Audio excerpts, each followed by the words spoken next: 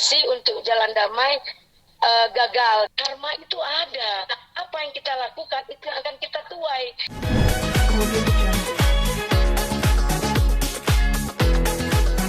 Ya. Sejauh apa perkembangan kasus dengan Dr. Richard Lee, Bun? Baiklah, kalau dengan Richard Lee, Bang Rasman kasusnya berlanjut, masih situasi di pengadilan, bukti dan saksi ahli, dan untuk pihak tergugat minggu ini insya Allah hari Rabu saksi dari mereka, dari pihak tergugat. Untuk kasus Richard Lee, ini perbuatan melawan hukum di mana beliau memutuskan sepihak perjanjian. Nah, inilah yang menjadi perseteruan. Kita mengharapkan hakim sebagai wakil Tuhan di muka bumi bisa memberikan keadilan, karena kalau dibiarkan orang-orang yang selalu membuat perjanjian diputuskan sepihak, mungkin banyak hal ini akan terjadi terus-menerus, karena kita sebagai kuasa hukum juga selalu menerima perbuatan yang sama. Iya. Tidak ada jalan damai kah lagi, Bun?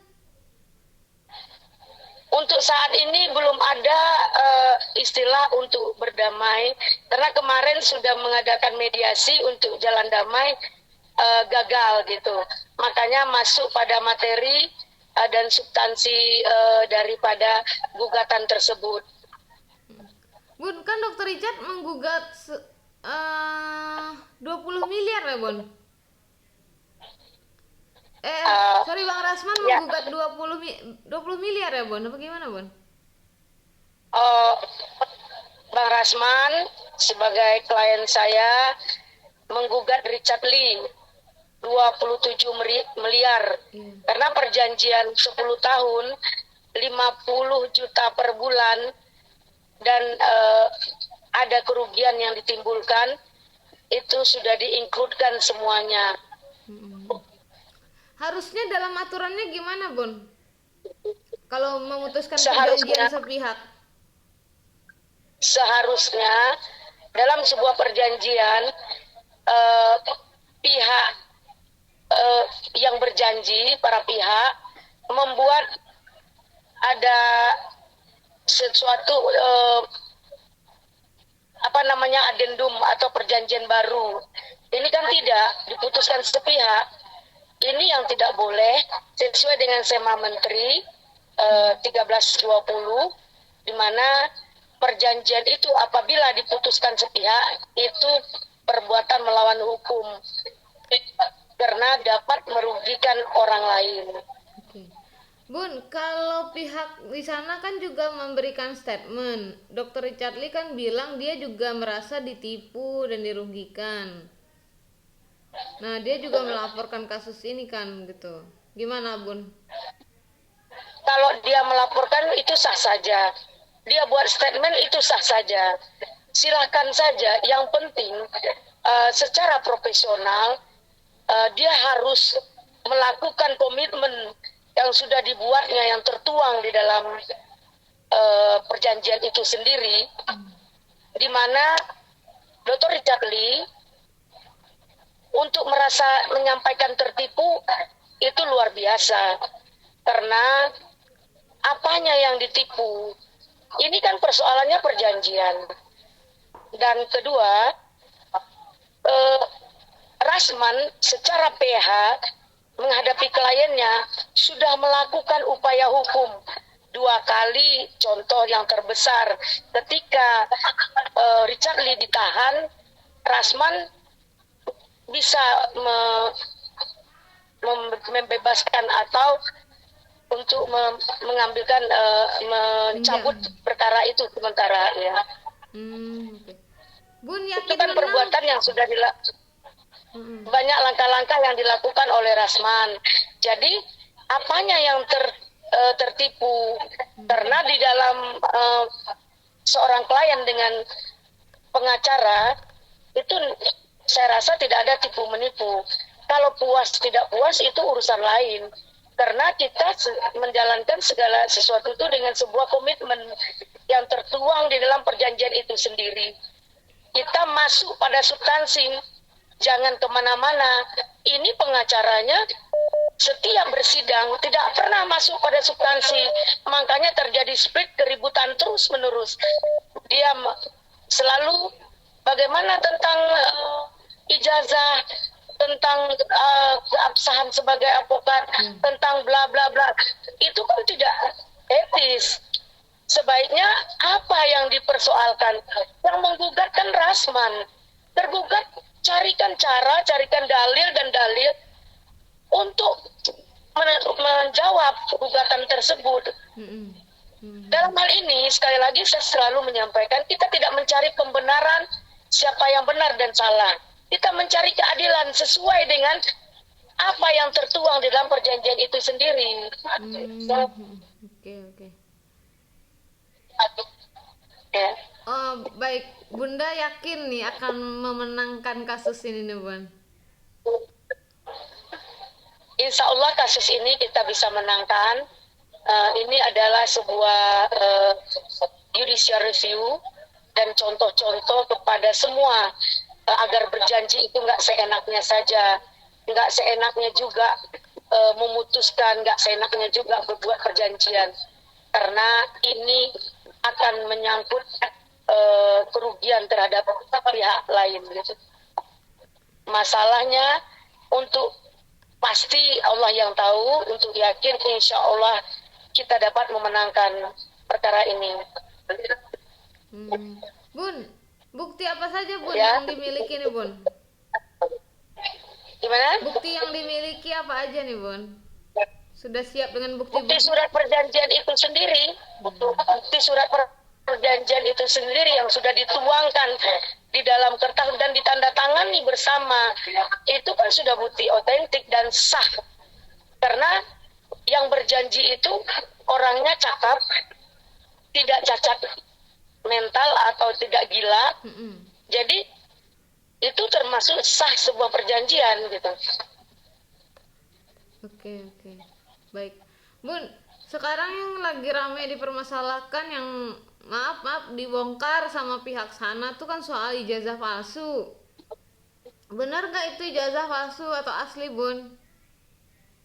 Dalam hal ini sekali lagi saya sampaikan, kolerasi antara ijazah palsu dengan gugatan perbuatan melawan hukum itu sangat tidak relevan. Kolerasinya, kalau tentang ijazah palsu, yang menyatakan palsu tidak palsunya itu pengadilan. Nggak ada kapasitas mereka menyatakan dokumen Rasman palsu. Baik. Ingat, siapapun menyatakan ijazah palsu, advokatnya palsu, nggak ada kapasitasnya semua itu. Karena dapat dibuktikan di pengadilan. Yang bisa membuktikan sah tidak sah, palsu tidak palsu itu adalah pengadilan. Oke. Baik, Bun. Bun, yang lagi viral juga nih, Bun. Bang Rasman katanya istrinya banyak. Nah, gimana Bunda melihatnya nih, Bun? Ini kan viral juga nih beritanya di TV, di sosmed nih, Bun. Ya, kita sama tahu setiap orang tuh kita sepakat dulu, kesempurnaan itu milik Allah. Nah, untuk itu semua kita punya kelemahan. Ada yang hobinya minum, ada yang hobinya judi, ada hobinya macam-macam lah, ada narkoba segala macam. Rasman alhamdulillah hal-hal seperti itu tidak. Cuman mungkin Allah itu memberi sesuatu kepada diri seseorang sehingga baik moral dan material dia mampu untuk beristri lebih dari satu. Tapi tidak seperti yang disampaikan orang, yaitu istri sampai 7. Itu haram hukumnya kalau istri dipakai ke 7-7-nya. Maksimal dalam agama Islam yaitu 3 atau 4. Sementara Rasman sampai saat ini setahu saya dia pakai istri 2. Oke. Baik. Adapun yang lainnya dia cerai, terus kawin lagi, cerai kawin lagi. Jadi tidak pernah dia pakai istri itu sampai 6. Istrinya kalau saya nggak salah 6, tidak 7 atau tidak 8. Oke. Ini yang setahu saya. Ya. Di luar kemampuan saya untuk hal yang lain, karena itu hak privasinya Rasman. Ya. Saya tidak pernah terlalu jauh masuk kepada pribadi orang lain. Baik, Bun. Bunda, Ya, seandainya nanti menang di pengadilan, Bunda akan melakukan apa? Seandainya kalah nanti apa yang akan Bunda lakukan? setiap berjuang pasti mengharapkan sebuah kemenangan. Tapi semua Allah yang atur. Namun kata Allah, berupayalah. Jangan berhenti berusaha dan berupaya. Jika kamu dizolimi, carilah penzoliman itu sampai janji Allah akan ditepati. Jika menang, kita sujud syukur, dan apa yang tertuang di dalam perjanjian itu dan apapun yang akan kita dapatkan dari kemenangan itu tidak semua dijadikan hak oleh Rasman. Mungkin untuk anak yatim, kemarin dia buat statement memberikan kepada media-media, dan juga kepada orang-orang yang terlibat dalam membantu beliau. Kalau seandainya kalah, itu pasti akan mencari upaya hukum lain. Dia tidak akan berhenti sampai di sini. Oke. Bun, yang soal dalam ruang sidang kemarin heboh-heboh, gimana pendapat Bunda? Akhirnya sidangnya ditunda. Soal sidang yang mana? Yang heboh, yang sampai ribut di ruang sidang itu loh, Bun. Oh, begini. Kita mengharapkan segala sesuatu itu baik-baik saja, karena kita sebagai profesi beracara boleh kita membela klien kita, beradu argumen di persidangan, tapi jangan mengeluarkan etika yang tidak baik. Karena suatu saat sebagai advokat kita bisa kerjasama.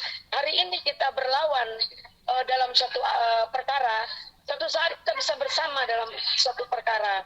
Jadi kita minta profesionalitas terhadap pengacara Richard Lee. Kita minta profesionalitasnya. Jangan nantang, jangan selalu membelalak-belalakkan mata, memancing-mancing, sehingga hakim pun terpancing emosinya. Makanya di situ saya sampaikan pada hakim yang mulia, seharusnya dia tidak terpancing emosi, karena yang emosi itu adalah pihak kita. Kenapa? Pihak kita adalah korban. Coba kita berada pada perasaan Rasman yang saat ini adalah korban, didera dengan berbagai macam persoalan. Tentu tensinya naik, emosinya naik. Kita harus memahami itu dengan rasa yang sama. Jadi tolong kita tidak berseteru dalam semua persoalan. Boleh kita menyelesaikan persoalan itu dengan hati yang lapang, pikiran yang jernih, agar suatu saat kita bisa bersama. Jangan memancing. Kalau saya gampang terpancing karena saya tidak pernah takut sama siapapun. Hanya Tuhanlah yang saya takuti, selain kebenaran itu sendiri. Baik. Waduh, bijak sekali ini Bunda. Bun, satu lagi. Nah, kalau untuk kasus dengan Bang Hotman sama Dennis, Bun, ini mau dibawa kemana nih, Bun? Untuk kasus Hotman Paris tentang laporan Rasman sedang bergulir. Tentang laporan Hotman Paris, ini luar biasa. ketika dia berseteru dengan Iklimah Hakim, saya udah bilang, Bang, jangan ambil ini orang. Tapi Bang Rasman diam-diam menjadi PH Iklimah Hakim. Saya melihat gestur Iklimah Hakim itu tidak baik. Kalau sebagai umat muslim tidak perlu dia seperti itu. Saya terus terang, bukan menuduh ya. Apapun yang terjadi di antara mereka, ada pengaduannya dalam pelecehan. Dia bunuh diri, ada bekas-bekas berdarah-darah lehernya, badannya, tubuhnya, dicoret-coret, dilukai sama silet. Itu saat itu dia depresi. Siapa yang bantu dia? Itu Rasman. Dan saat itu ada istri Rasman loh, Ibu Ade Suryani. Dan juga bahkan dibantu dana, dipinjamkan uang 12 juta. Saat itu karena dia saat terpuruk. Ujuk-ujuk dia damai barangkali ya, terindikasi dia damai dengan Hotman. Nah, dia tantang lagi Rasman. Gila enggak? Jadi urat malunya di mana? Sebagai umat Islam dan umat yang beragama di bangsa ini, pasti yang perlu kita pegang adalah rasa malu.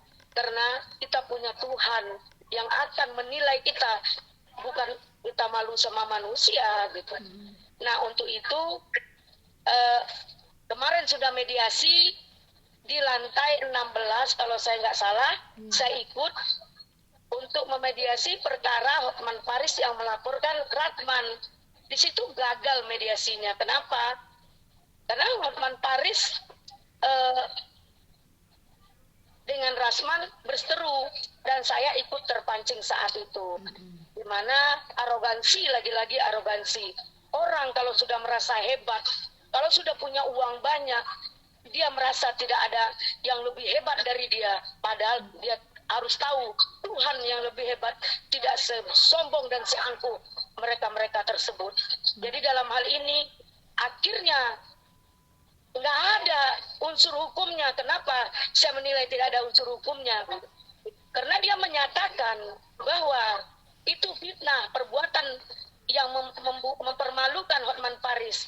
Karena atas laporan dari Iklimah Hakim, dari mana Iklimah Hakim itu Rasman mempermalukan Hotman Paris, sementara Hotman Paris itu mengakui apa yang tertuang di situ, seperti pelecehan di mobil, di mana, dan ada bahasa yang sangat memalukan. Entah siapa yang menjilat, entah siapa yang dijilat, saya nggak tahu. Itu terbukti nyata yang diungkapkan oleh Iklimah Hakim dan dituangkan Iklimah Hakim ketika mengadu kepada Komnas Perempuan, dan itu juga dalam SPKT yang dibuka oleh Iklimah Hakim. Iklimah Hakim bisa juga dituduh. Kenapa? Itu mempermainkan hukum. Karena siap melapor, kemudian tidak mengakui. Berarti mengolok-olokkan hukum. Jangan. Karena kita tetap menegakkan equality before the law. Jadi untuk itu, kita mengharapkan agar ada kesadaran di masing-masing pihak. Karena persoalan yang dilaporkan oleh Hotman Paris itu sangat tidak ada kompetensinya, tidak ada unsurnya untuk menyatakan Rasman adalah memfitnah. Dia sendiri mengungkap di depan kombek saat itu dan penyidik. Dia cium itu Iklimah Hakim. Kami memang pacaran, panas kau, cemburu kau, katanya ke Rasman. Kau jelek, kau botak. Rasman bilang, kau jelek, kau hitam, kau gendut, perut kamu lebar. Seperti anak kecil. Dan kita sebagai orang tua juga terpancing dalam hal itu. Bagi saya, untuk hal yang tidak bermutu seperti ini, karena selalu bicara aib, seharusnya salah satu dari mereka mengalah. Karena yang terzolimi, yang tersakiti adalah Rasman. Seharusnya Hotman Paris yang profesional, tokoh masyarakat, orang hebat, orang kaya, harusnya dia mengayomi pengacara-pengacara yang katanya baru seperti kami. Lihatkan contoh yang baik, rangkul dan mengalah, mundur selangkah, maju 10 langkah. Kita tidak pernah benci dan jijik dengan Hotman Paris. Kita hanya benci dan marah dengan perbuatannya yaitu pornografi dan porno aksi yang dilakukannya di Instagram. Alhamdulillah banyak yang sudah dihapusnya. Makanya saya menyadari itu. Saya tidak menghujat Hotman Paris. Jika dia mau meminta maaf kepada Peradi yang dianggapnya Peradi tidak sah, dan jika dia sudah menghentikan pornografi, porno aksi di IG-nya, saya akan diam karena saya tidak mencari permasalahan, tidak pansos, tidak segala macam, karena kita ini hidup hanya sebentar. Kalau perlu diperbanyak silaturahmi, mungkin diawali dengan tidak baik menjadi baik, itu kan biasa saja. Dan ya baik Hotman Paris bukanlah manusia bejat. Dasarnya tidak bejat, tapi dengan kesombongannya dia lakukan hal-hal yang tidak baik. Demikian juga Rasman, apapun yang disampaikan orang tentang kawin, suka kawin, itu kan hak pribadinya. Siapapun tidak boleh ikut campur. Selagi dia tidak berzina, selagi dia tidak melanggar norma-norma hukum agama Islam, itu sah saja. Nah, kalau kita cari kesalahan, Hotman Paris juga banyak yang tidak tercatat. Namun kan tidak penting untuk itu. Silakan, bagi agama apapun sebenarnya yang dilakukan Hotman Paris di kolam renangan itu saja itu sudah zina. Namun silakan, itu seperti apa persepsi masyarakat dan hukum, seharusnya itu tidak dilaporkan. Bahkan pemerintah atau penegak hukum menutup IG-nya, men-take down semuanya atau perkara-perkara pornografi dan porno aksi dari Hotman Paris itu sendiri. Bun, langkah hukum apa yang akan diambil nih untuk kasus sama Hotman Paris, Bun? Sebagai pengacara Bang Rasman. Kalau kita ada gugatan hukum yang dituntut Hotman Rasman kepada Hotman Paris, ada 2 perkara yang belum diproses, masih BAP pelapor, dan sepertinya juga akan bergulir ini. Hotman Paris pasti akan dipanggil, karena kita tidak mau ketika laporan Hotman Paris diproses secepatnya. Laporan Rasman masih ini. Gendalanya itu sebenarnya di Rasman karena BAP-nya telat gitu. Nah, untuk itu kita tidak mencari siapa salah siapa benar. Kita ingin mencari keadilan. Untuk itu kita mengharapkan agar kalah jadi arang, menang jadi abu. Kalau persoalan-persoalan aib seperti ini, seharusnya mereka semua move on. Baik. Untuk Denis Carista? Ya, untuk Denis gimana, Bun? Itu laporannya kenapa di Sumatera Utara ya, Bun? Gimana tuh perkembangannya, Bun? Karena jauh kan, jadi kita nggak bisa update ke sana, Bun. Gimana? Itu laporan sama Denis kan di Sumatera Utara ya, Bun? Nah, itu gimana, Bun? Oh ya, jadi kalau tentang laporan Denis itu sudah ada proses. Kalau laporan yang tentang laporan Denis yang tentang dengan Rasman, dan beberapa ada juga Farhad Abbas, ada juga Samsul dan Ibu Evi, itu bergulir di Polda Sumatera Utara. Kenapa jauh sekali, Bun? Gimana? Kenapa jauh sekali laporannya? Karena saat namanya juga IT, saat Rasman membuka perkara itu, hilang jaringan. Saat Rasman buka perkara itu, Rasman berada di Medan. Baik. Kalau saya kan saat ada juga perkara saya sama Denis, yaitu tentang itu fitnah membuat TikTok parodi parodi begitu, itu saya sudah laporkan dan sedang diproses juga. Karena Denis ini orang yang luar biasa, seorang perempuan masih muda, cantik lagi, tapi luar biasa perbuatannya, sehingga membuat keluarga saya tidak merasa nyaman, dan tidak ada yang anak yang paling bontot merasa depresi melihat ide-ide itu.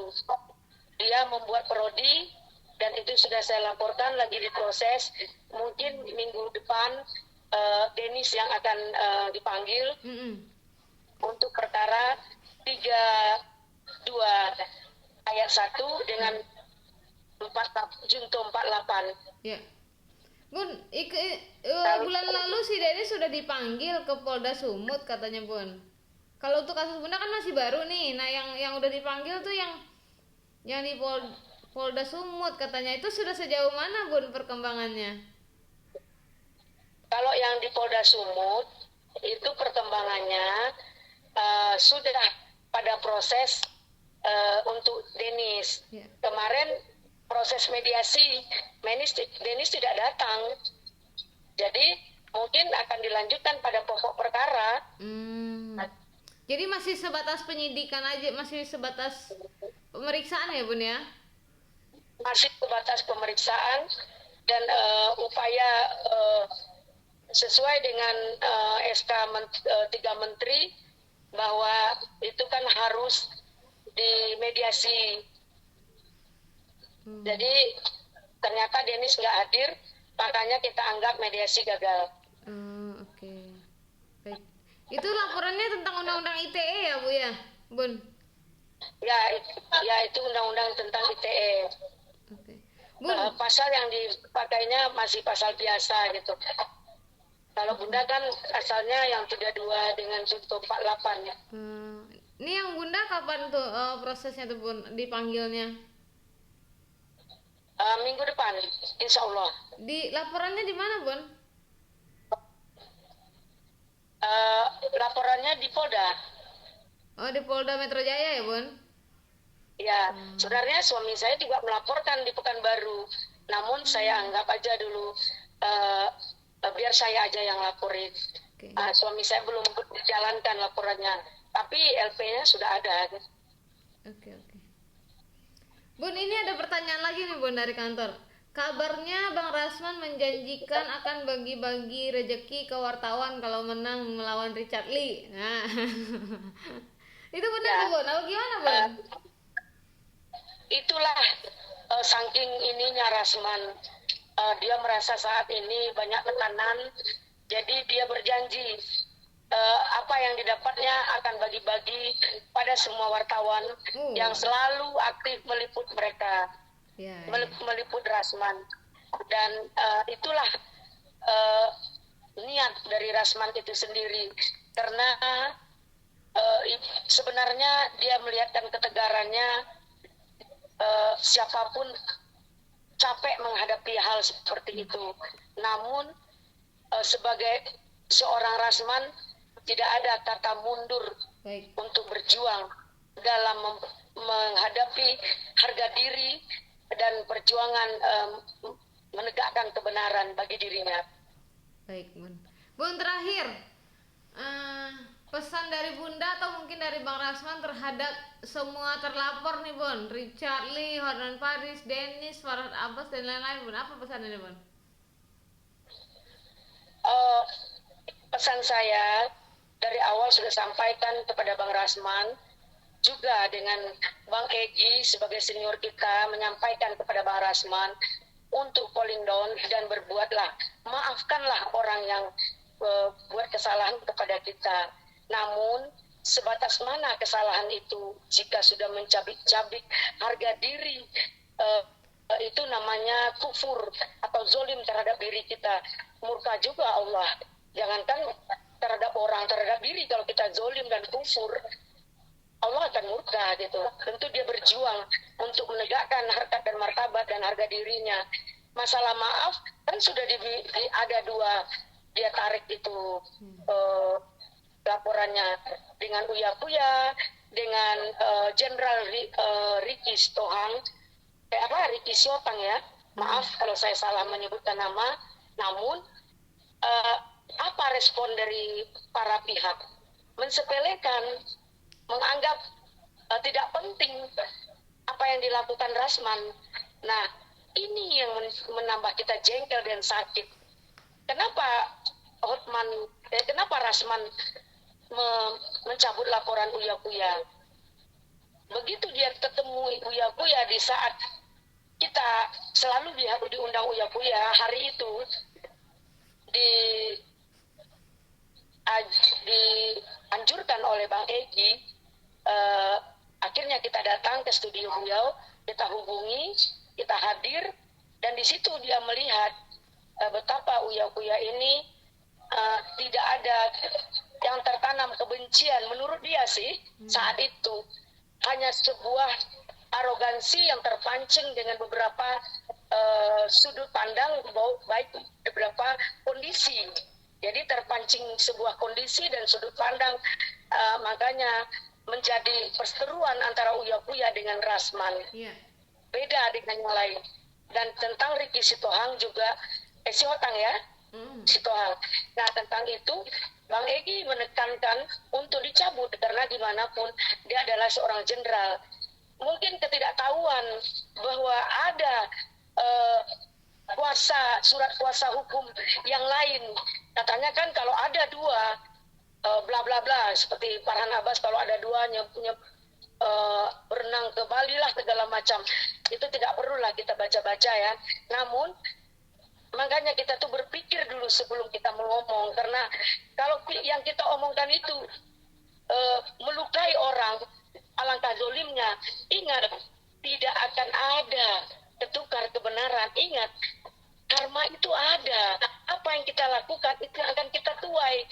Jadi sebenarnya surat kuasa tersebut awalnya Egy Sujana dan tim, termasuk Rasman Arif di situ. Ada juga Budi dan lain-lain hal. Untuk itu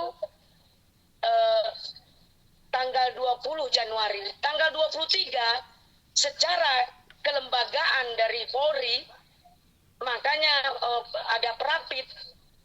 Disitulah timbul kuasa baru dari Jenderal Budi Gunawan. Dan di sini kita tidak pernah melihat statement Jenderal Budi Gunawan untuk perseteruan ini. Dia diam saja. Mungkin bagi dia hanya dianggap sebuah lelucon karena keduanya dia ada tanda tangan dia kok gitu. Oke. Baik Bun. Alhamdulillah udah nangkap apa semua yang dijelaskan Bunda, udah sesuai pertanyaan dari kantor nih. Pertanyaannya udah disiapin. Udah terjawab semua. Alhamdulillah Bunda bijak banget jawabannya, netral sekali. Semoga bermanfaat untuk para penonton nanti. Ya, closing statement saya mengharapkan masalah aib janganlah pernah kita umbar-umbar. Kenapa? Karena sama dengan memakan daging saudara sendiri. Mungkin itu, ayo, tidak ada persoalan yang tidak bisa kita selesaikan. Mari kita bisa move on semuanya agar banyak perkara. Wahai pengacara-pengacara hebat kayak Hotman Paris, Rasman Arif, dan yang lain-lain. Banyak perkara kemanusiaan yang harus kita lakukan saat ini. Saya lihat sekarang ada tuh Pak Hotman Paris melakukan bantuan hukum terhadap orang-orang yang terzolimi, pemerkosaan dan lain-lain hal. Itu patut juga kita apresiasi beliau. Ya. Baik Bun. Terima kasih. Terima kasih banyak. Mohon maaf segala kekurangan. Ya. Jika ada kesalahan itu dari saya. Iya Bun. Nasrul minallah wa fatukari. Assalamualaikum warahmatullahi wabarakatuh.